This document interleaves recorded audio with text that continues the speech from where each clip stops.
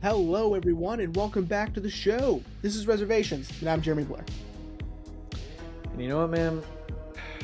I think X-Men Origins Wolverine is a cinematic masterpiece. Jesus. Insert B-roll of me saying it's the most atrocious movie ever put to film, and 20th Century Fox should be ashamed of themselves for ever letting that movie see the light of day. And I'm Rain Whalen. It made me think of this video where this guy's talking about how people are like too quick to judge the new Lantern show that's coming out, and how they're now retroactively going back and saying that the Ryan Reynolds Green Lantern film was actually really good. And he's like, no, this movie's bad. Do not. It's bad. And he's like, I even own a copy. Like, this movie's bad. Don't try to say this movie's now good. And he's like, the only reason why I own a copy is because I know Ryan Reynolds has bought up every single copy to make sure no one can see this movie. And if he wants mine, he's gonna have to pay me at least like $500,000. Jesus. Yeah. But yeah, dude, X-Men Origins. Fuck that movie, dude. God, that movie's so bad. Like, it's so fucking bad. The only thing that movie gave us that was remotely okay was fucking Taylor Kitsch as Gambit. That was it. Yeah? That was it, man. Granted, I do think Channing Tatum was a better Gambit, but, you know, it is what it is. Sure. Yeah. So, buddy, have you watched anything new recently? That's a good question. Yes. Thank you for asking. Of course. Over the weekend, I got to see Hokum. Oh, shit, that's right. Was that good? Yes. Yes. Oh, fuck yeah. Absolutely. It was so good. If you want like similar vibes, or if you want to get like prepared for it, like definitely watch Oddity. I think it's on like Disney Plus and Hulu right now. It's definitely on Shudder still. So good, man. Same director. Okay. It's so rad. Yeah, man, I loved Oddity, and this was so good, man. Even the guy next to me, like after like the credits were rolling, and the guy goes, "All right, man, what'd you think?" I was like, "Bro, I loved it." He goes, "All right, man, Letterbox, what do you get?" He knew, right? Yeah, I'm like 4.5, you know, and he's like, "Tell me too, man." That guy was really nice. I'm glad there are cinephiles out there like us that are like, Yeah. all right, Letterbox time. All right, man, Letterbox, man, what are you doing? Yeah, it was rad. I mean, Adam Scott is so good. I'm trying to think of like other movies that I would compare it to. Because I'm not going to say it's one of these like ultra modern horror films where they're afraid of jump scares, because there are plenty of jump scares. They're well done. They're well executed. It's not hokey. It's not overdone. The movie was really, really good. Oh, that's all I can say. Go see it, if you can. So Nice. Yeah. I have not watched anything lately, although this is gonna sound bad when I say it. I've threatened Ashley that if she doesn't hurry, I'm gonna watch Frankenstein without her.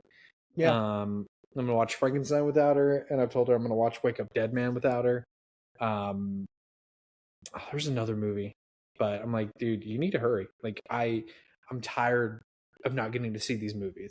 Yeah. I have not seen anything yet lately. As we were talking about off mic, I've been rewatching Scrubs. Yep. Because I finally decided like it's time to watch the reboot. But I love Scrubs so much that it just gives me an excuse to rewatch the show for the first time in like a long time. God, Scrubs is so good. I'll also tell you that over the past couple days, I started and am now caught up with Margot Has Money Troubles. Dude, I've been wanting to check that out too. It's great. And I watched the first 2 episodes of Widow's Bay, and that's really good too. Both on You Apple TV. know, So. I was gonna say, Apple TV, man, I don't know what it is, man. Their shows are so good. God damn, their shows are so good. Yeah. Um, fucking Shrinking, fucking Severance, fucking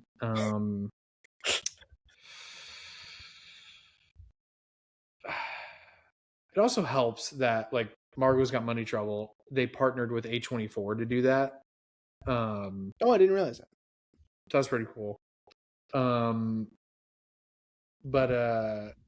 yeah, I haven't seen any movies lately. What's funny is we had a visit from our boss's boss recently, and I guess she remembered that detail about me, that I like movies.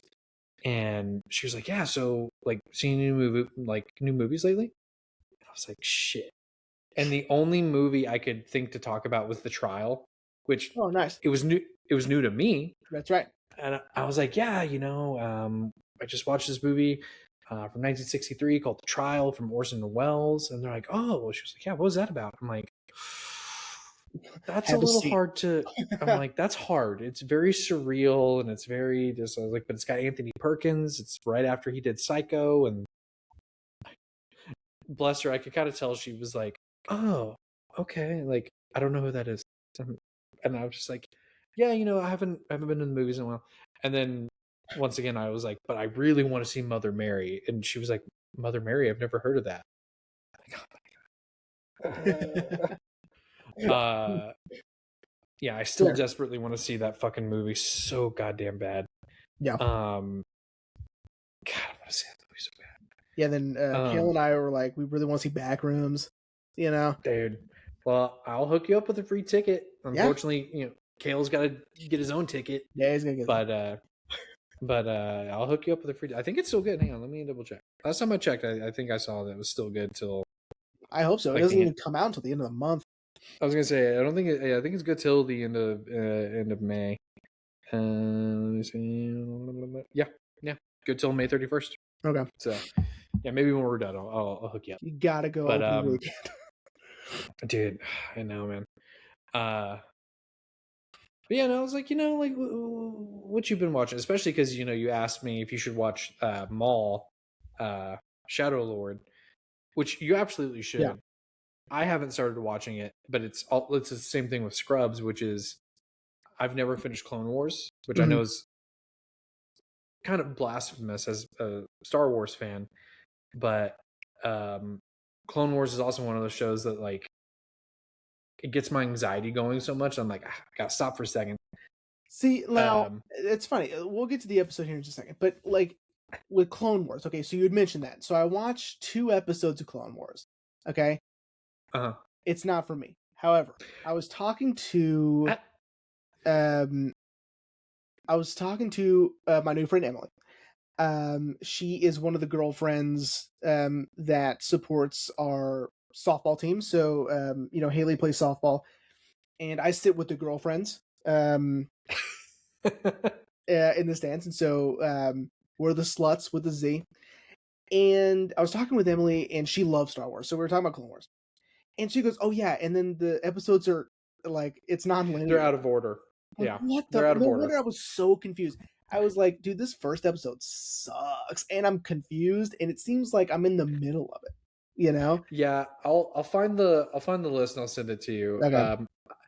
Because when I told you you should probably watch Clone Wars before you watch Maul, Yeah. just They because. just look cool. Like, I think Darth Maul's a cool character, and I just thought, oh, it's just a show about Darth Maul. I mean, that'd be cool, you know?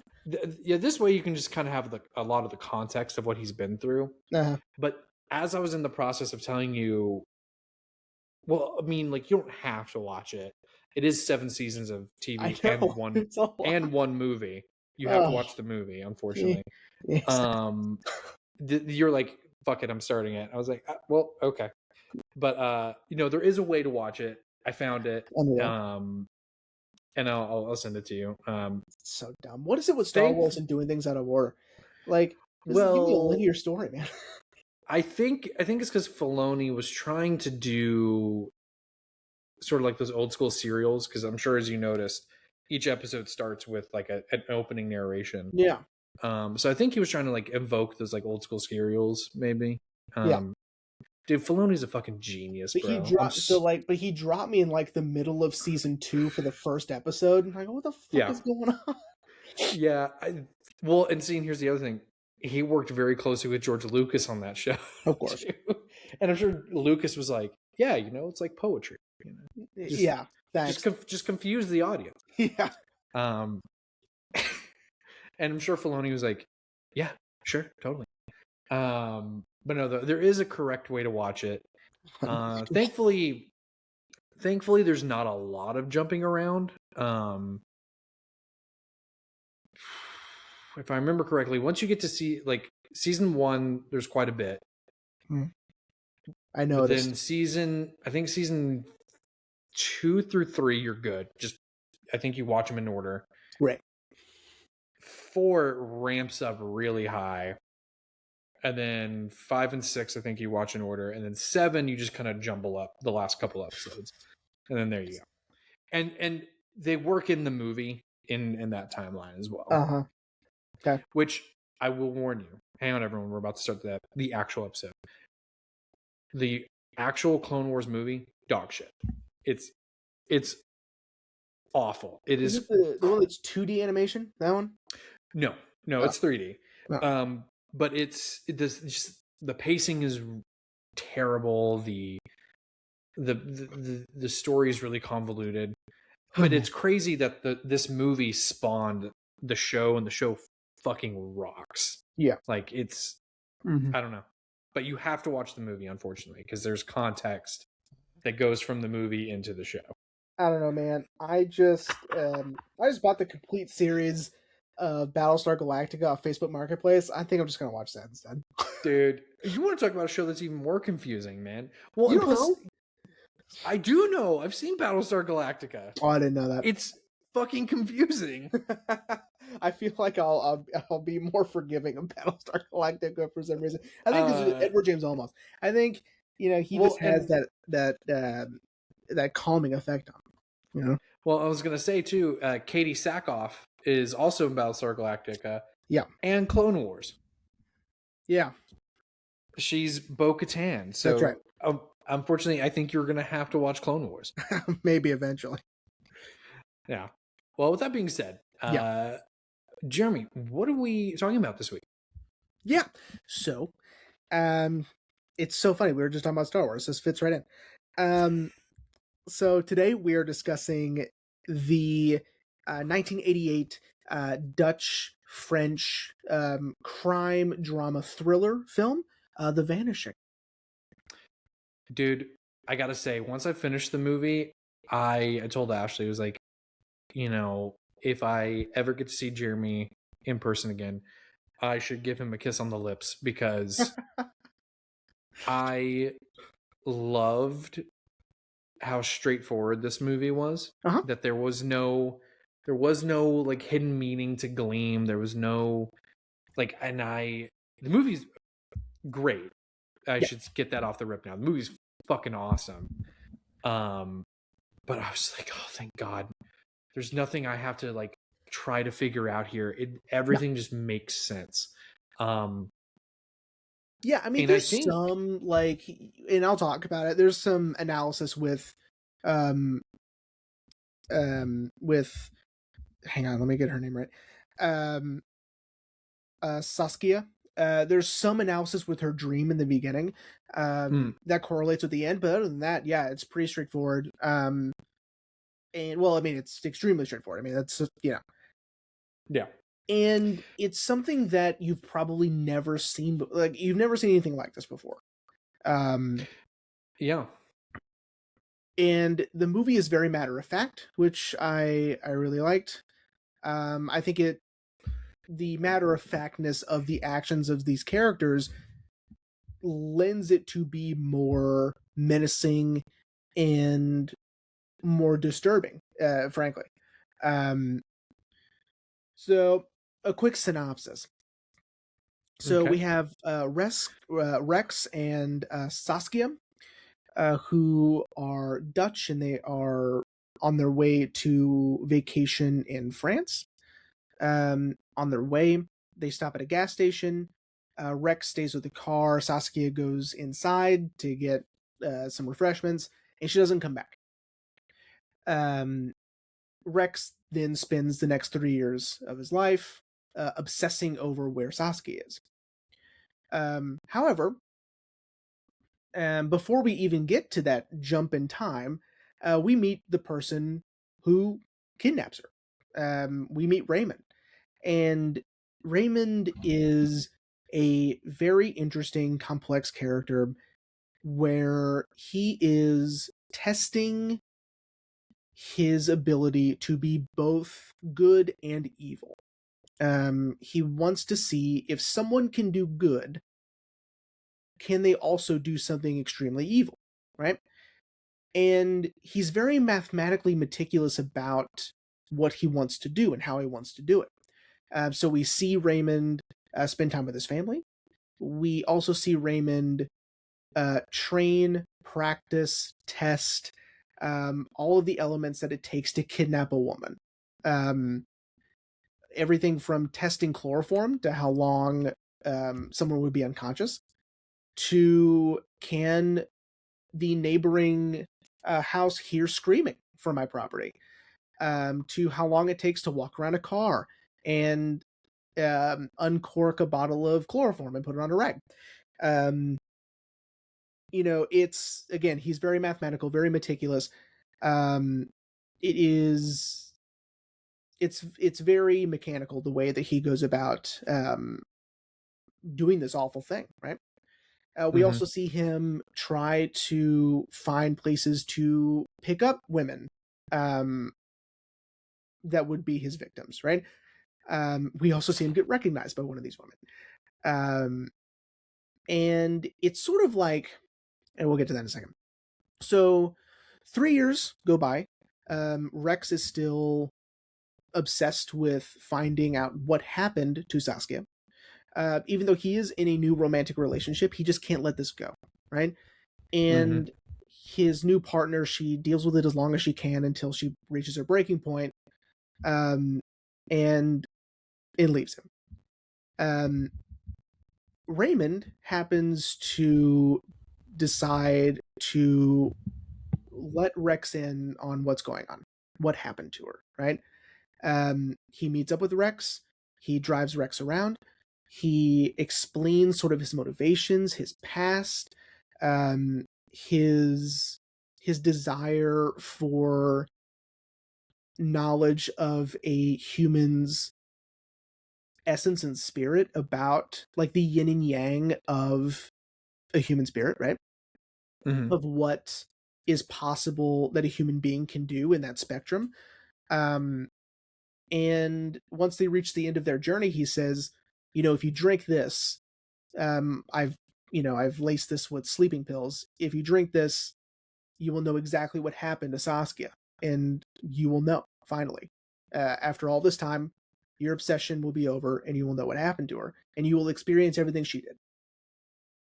With some, with a little bit of coaxing, but not much. Rex does drink um, the laced coffee.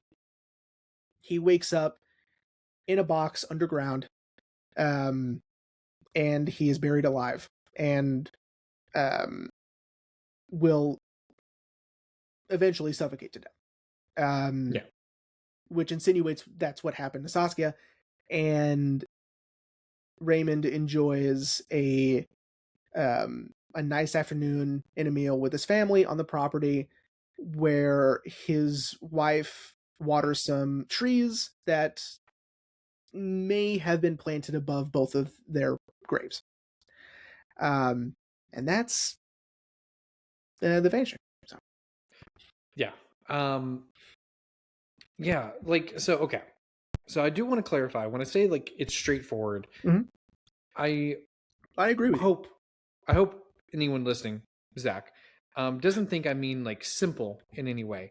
I really appreciate that we were let in on this world. We know each character's motivations, and we don't have to try to find some hidden meaning in that. Not that I don't like it when we do a film like that, but if I'm being honest, after some of the surreal films we've done, Uh-huh. it was just very nice to be like, oh, I know exactly what's going on. Sure. Nothing really needs to be deciphered here. Yeah. Um, the thing that threw me that I really, really liked was we spend so much time with Raymond, Yeah. you know, which of course I understand we need to understand who this person is and why he's doing what he's doing. But I was like, we're spending so much time with him. Hmm. Um, and I kind of like that. It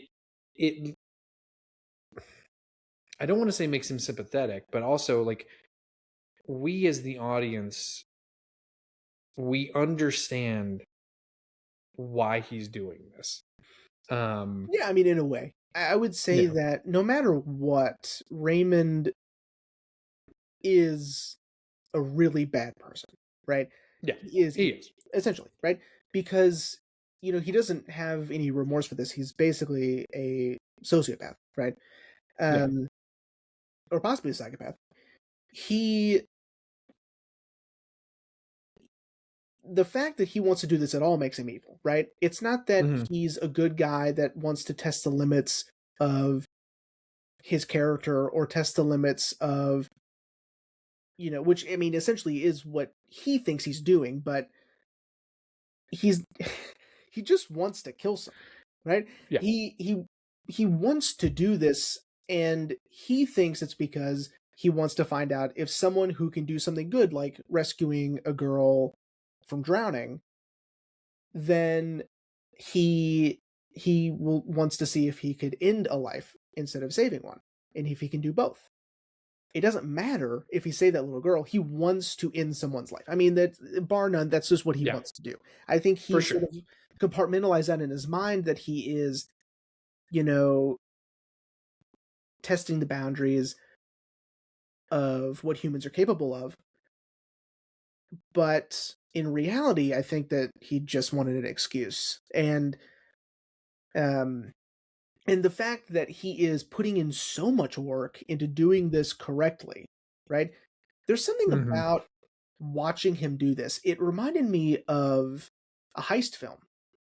Like Yeah. watching him test and practice and experiment and um and really just try to choreograph this perfect kidnapping. Reminds me a lot of like Rafifi or um Ocean's 11, you know. Hmm. Uh Instead of, which they're also doing crime, but this time it's murder. Um there's just something about watching someone practice that makes it just so eerie, that they're putting so much thought and effort into this, that it is truly the purest form of premeditation. Hmm. Um and it's fascinating, and you're right, Raymond is basically our main character. Yeah. Rex secondary, and then Saskia is just basically a tool. Plot device. Yeah. um but yeah, I mean, it's fascinating, and um I mean, the movie's so good. It's based on a book. I haven't read it or listened to it or anything. It's called The Golden Egg, um, which is a reference to Saskia's dream that she tells Rex on their way to France. And people have speculated and did some analysis that her dream is sort of foreshadowing and sort of like a premonition of sorts, as the dying flame in Rex's coffin. Um, Mm. that is a golden egg, right? Because it's sort of an ovular shape. Hmm. So is their pictures in the newspaper. They're put Yeah. in oval shaped frames in the newspaper, both their pictures.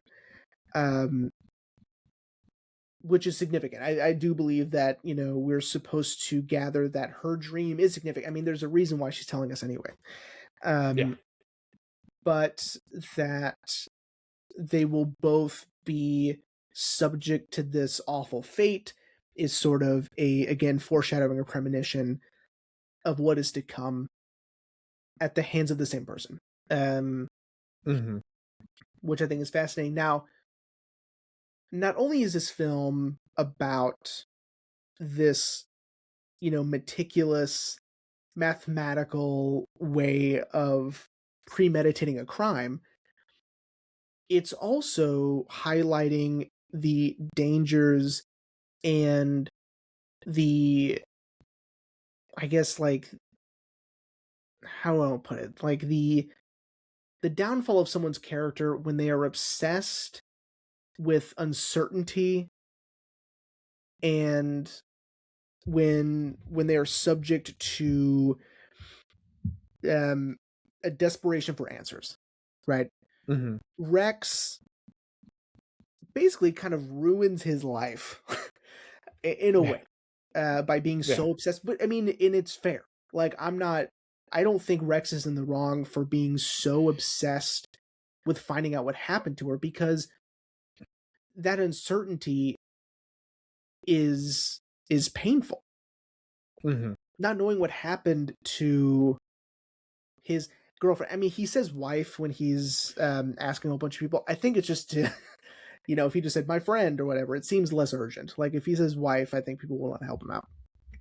Yeah. I thought the same thing, because then, like, when he's on the news, he says, my friend, Friend, right? I know. and I'm like, maybe it's just like a translation thing. Yeah, Maybe, I maybe, don't know. maybe. Um, but yeah, it is sort of a showcase, a presentation, a representation of the the obsession and the desperation for answers that will drive someone to extremes, like agreeing to die, basically. Like, I don't think Rex thought he was going to get out of this. I Yeah. think Rex was so desperate to find out what happened to Sasuke. I mean, again, it has consumed his whole life, Mm-hmm. for 3 years, which doesn't seem like a long time, but I mean, he would have been obsessed for longer if Raymond hadn't have stepped in. I agree. Um, it's almost like a catch-22. Um, I agree that, had Raymond not finally been like, okay, like, I'm gonna pseudo tell you what happened. Um, but also Raymond was sort of the cause of his obsession by, sending him postcards and being Right. like, Mm-hmm. I want to meet you, and then never showing up. Because Rex tells his girlfriend, like, I know he's here. Like, I know he's watching me. And it's sort of like a, sort of like a, I can't, my brain's not working. I can't pronounce the word, but essentially a snake eating its own tail. Mm-hmm. Raymond is the cause of Rex's obsession, and, only chooses now to finally break him of the obsession. Mm-hmm. um, which I will say is a little interesting that, Rex even says, like, you know, I don't, I'm not going to tell anyone. I just need to know what happened. Yeah. Um, And I think he and means. yeah. And Raymond even says, I believe you, Yeah. but I also can't take that risk. And I'm just like, yeah, yeah. But also, you didn't have to drive him to essentially the scene of the crime to I think it's explain just. this. I know, right? Um, yeah, I don't know. Maybe Raymond lives sort of close by to there. Maybe it's just easier for him.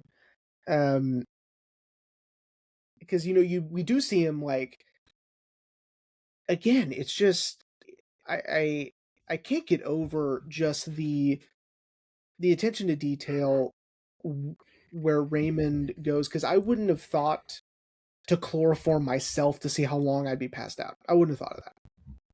Yeah. You know what I mean? Yeah. I will say, going back to what you said about it being very eerie, watching this guy methodically plan. Um, I, I think the filmmakers were trying to also maybe lighten the eeriness a little bit, because some of it was kind of funny, if I'm being Yeah, honest. no, I mean, it is, some of it is silly, right?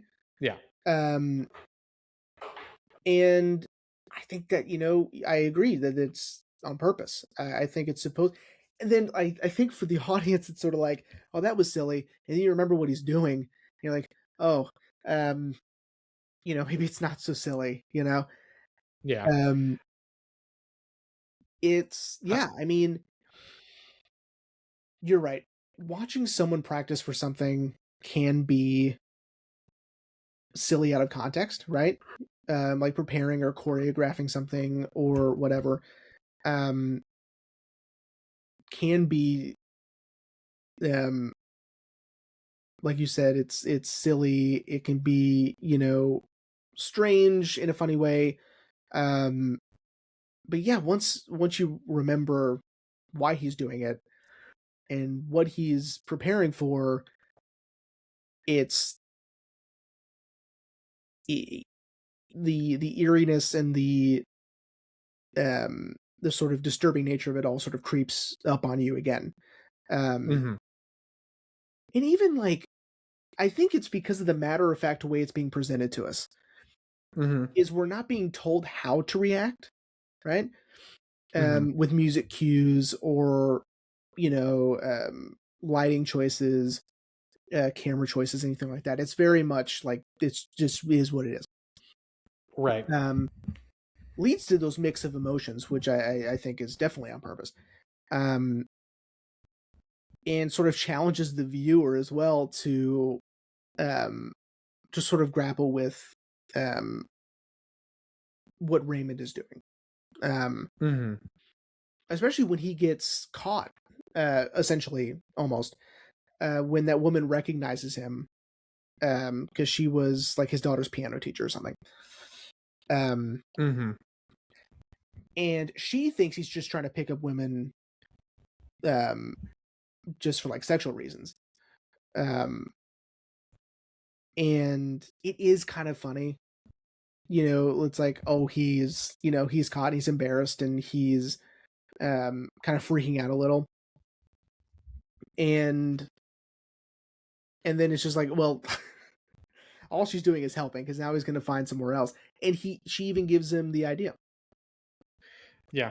Yeah, pretty much, go to this gas station. Like, Yeah. most people won't even recognize you.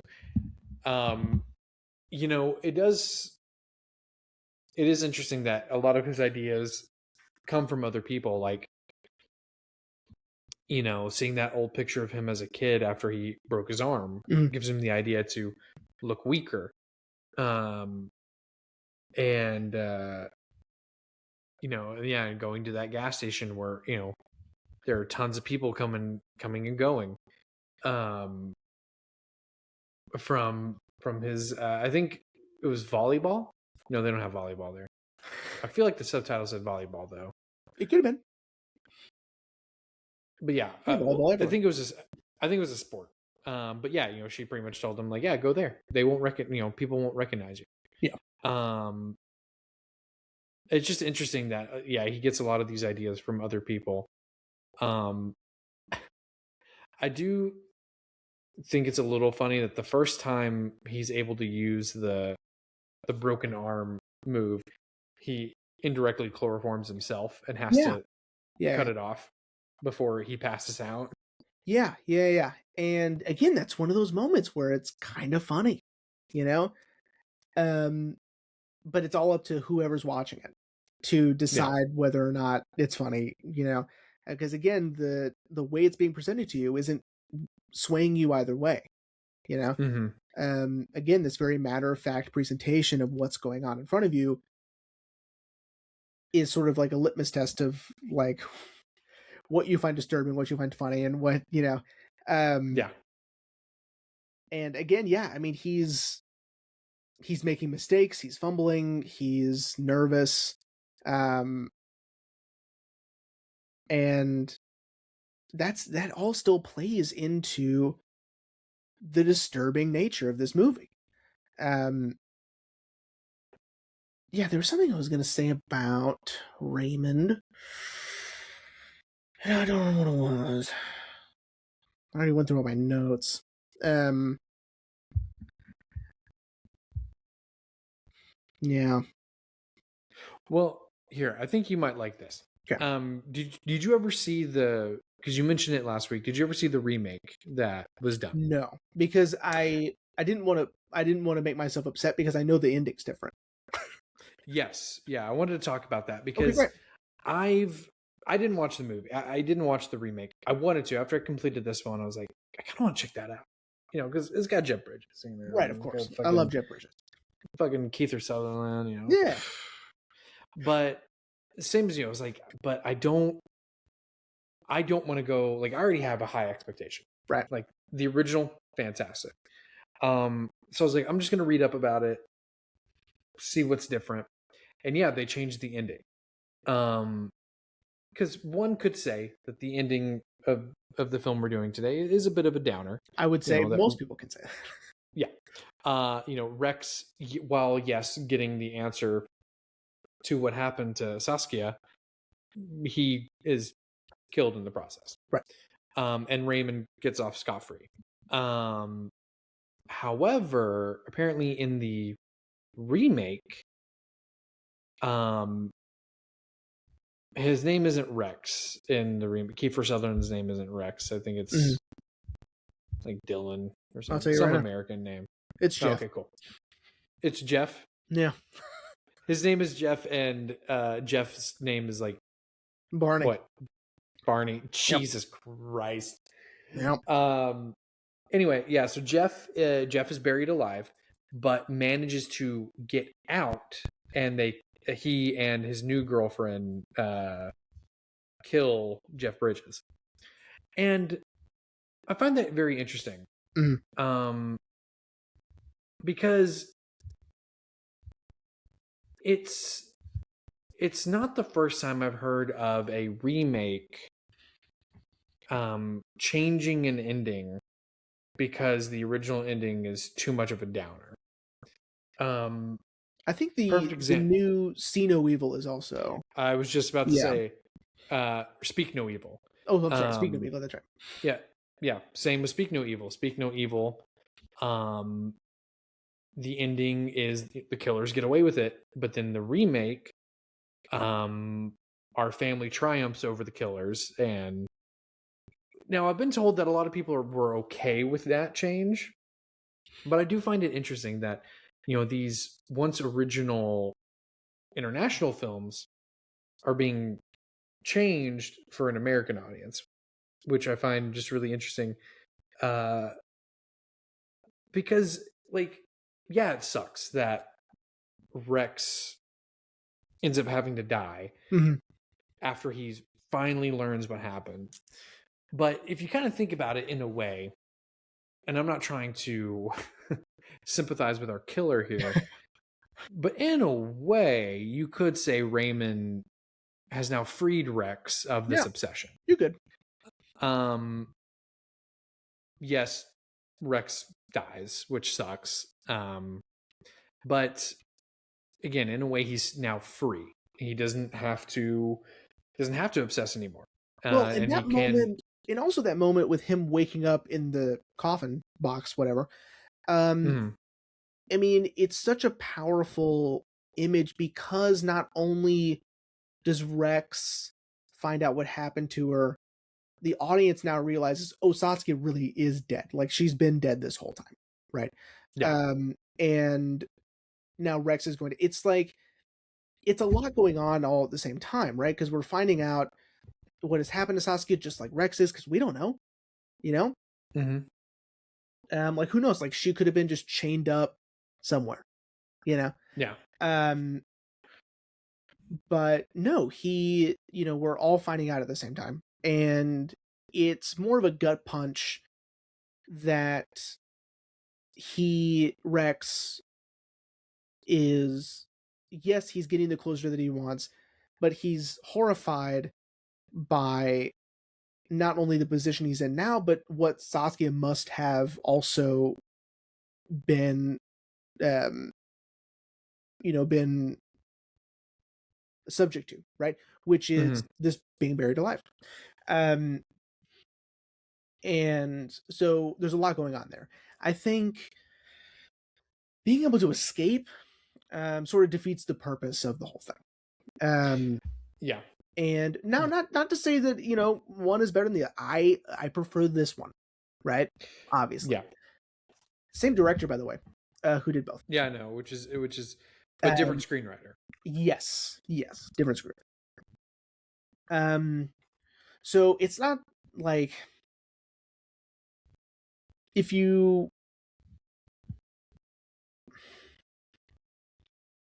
a part of me thinks like if you wanted to do an American remake of an international film like this, a part of me wants to like, and I can see both sides of this. Part of me wants to do like just do what Michael Haneke did and just like I do a shot for shot just in English. Um, Yeah. but then I was another just part about of to me is say, like, like, just watch the other one with subtitles. Who fucking cares? Uh, you know.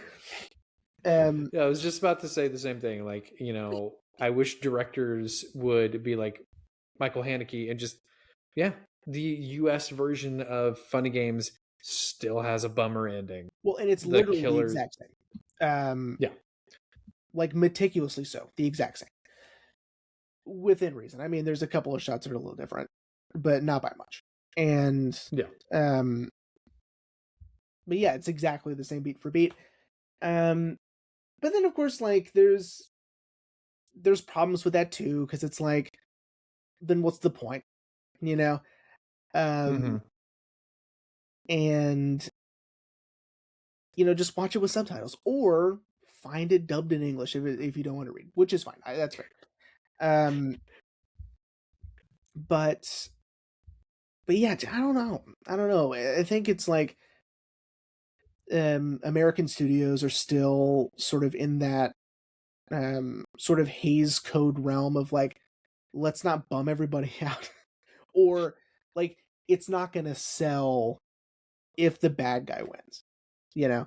Yeah. Um, but in Europe and in other places, in other countries, that doesn't really seem to matter very Well, much. and what's so interesting is I read that the original version of our movie today did really well here in the US. Like, Mhm. people love it. So it does make me wonder still why the ending changed. Like, the name change, that's fine. I get that. But, like, I don't know. I guess maybe they really didn't want to see Jeff Bridges get away with it. I don't know. I don't know. I think The when I first saw this movie, I had asked my dad if he had seen the remake because I know he hadn't seen this one. But I asked dad if he had seen the remake. He goes, "Yes," and he goes, "But it's not very good," or whatever. I was uh like, "That's fair." Um, and then I told him about this one, but I don't remember what he said. It's been a while. Um, but I mean, with Jeff Bridges and with like Sandra Bullock and um, Kiefer Sutherland, I would imagine it was a pretty big movie for the time in well, over here, right? Yeah. and here's the interesting thing. So I've got the Rotten Tomato scores up to compare the two. Cool. The one we're doing today, 96% certified fresh, 88% audience score. The 93 remake is half of that.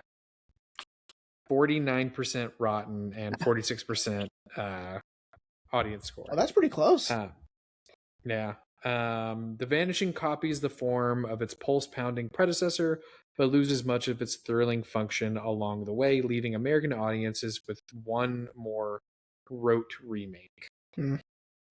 So it tells me they should have just gone all in and let Jeff Bridges get away with it. Yeah. Um, I do remember, and we haven't done this, this movie yet, but we will eventually. Um, I remember when I saw the American remake of Old Boy, Oh shit. and I was like, "There's no way," you know. Like, I don't know what Spike Lee's got in store, but there's no way, right? Yeah. That they're going to do the same ending, and they did.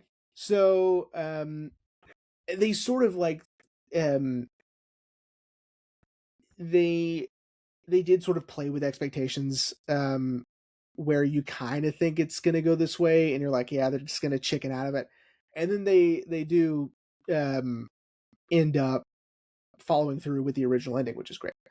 And I was Hmm. surprised by that. And then I just thought, then what's the point of watching this? You know, Yeah. um, Yeah. I don't think there's anything Elizabeth wrong with a Olsen. That's why I watched it. Anyway, go ahead. Yeah.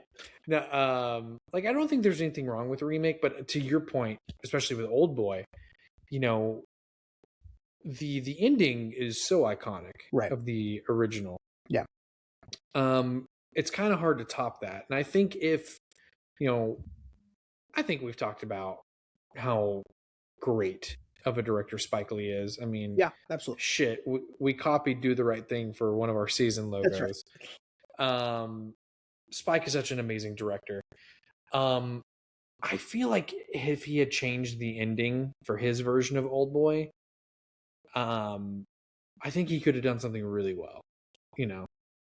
Yeah. But I also get it. I know he was probably paying respect to the original, so he was probably like, "We're not changing it. We're keeping it the same." But then, to your point, you're right. Um, then why do it at all? Yeah. I mean, I haven't seen it, so I don't know. But highest to lowest, like I don't want to see it, only because like there there's nothing like high and low. High and low. Yeah, agreed. I mean, it's probably tied with Rashomon for being my favorite Kurosawa. Okay. I'll tell you what. I've been really wanting to watch Highest to Lowest. I'll watch it, um, and I'll get back to you Okay, great. because I really want to see it. Because I mean, Denzel and Spike Lee back together again. I know, and it seems different enough to make it really compelling and really interesting, and having it be so different. Mhm. Um, but I don't know if it's for me. Um, Yeah, everyone, go listen to our High to Low episode. That shit's awesome. yeah, I mean, Um, high and low is just incredible. But anyway, back to God, this. yeah, but no, but yeah, the point I was bringing up with the remake of our film, um, is that I don't get that. Like, I don't understand specifically because again, like to the point I just made, which is then why do it at all? I'm not saying I'm against a filmmaker remaking a film and then changing something, specifically the ending. I'm not saying I'm against that. However, why change the killer getting away with it? Well, to me, I think like when this film ends, I'm left with lots of questions. I'm left with, Mm-hmm. so Raymond got away with it. That's great. Whatever. Is he going to do it again? Like, Yeah. has he proven his point to himself? Yeah. Um, that he has told himself is the reason he's doing this. Um, or is this something that he finds that he enjoys and that he's going to keep doing it? I don't know. And I like that I'm sort of grappling with that question if Raymond has finished, and that is interesting in and of itself. Mm-hmm. If he's able to do this and just not do it again, and he's like, well, Mm-hmm. you know, I saved a girl from drowning and I murdered two people. Um, so I think I've hit the full spectrum of um of human action towards other humans. Um, and he's done, which I think would be fascinating if that were true. Um, or I think like the what most people I think would walk away, and I'm just assuming that maybe he's gonna sort of like this and he's gonna keep doing it. Yeah. I don't know, but I I'm not left with questions like that if the bad guy loses. Like I'm not left thinking about it more. right. Right.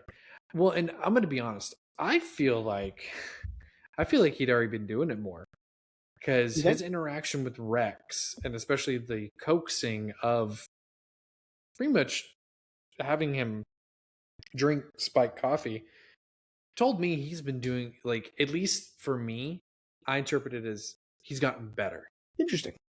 which means he's got to had more practice. Um, Or you can interpret it as he doesn't need to practice because I mean he's already got him. He has Rex, right? yeah, that's true. It's like he even told him what it was. Like, drink this. I poisoned it. I laced it with sleeping pills. You're gonna pass out. Here you go. You know, Yeah. um, because he doesn't need to manipulate or lie or sort of like pull a misdirect with Rex. Rex is just going to do whatever he needs Hmm. um, to find out what happened to Saskia. Um, but like I don't know. Maybe you're right. Maybe he has kept doing it, um, or is planning on doing it again because he had to get Rex too, right? Hmm. Because he thought maybe at first he's going to kill this woman and then taunt this man, for however long he wants. And maybe that would have been the end of it. But then maybe he realized that to actually end it, he needs to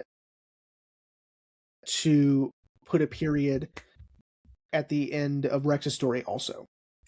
Um, or else it's just like loose thread.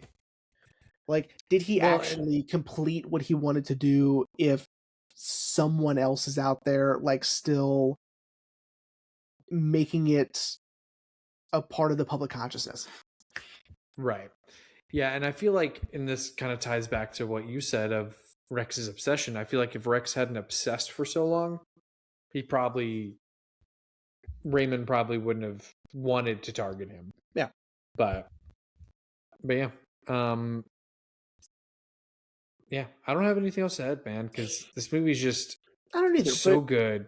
I know. And, again, like, I can't speak more highly of the way this movie is just laid out for the audience. Like, um, it just seems so seamless to me the way that Raymond is figuring out things that he needs to take care of, like almost like a checklist of things that he Hmm. needs to figure out before he can commit this murder.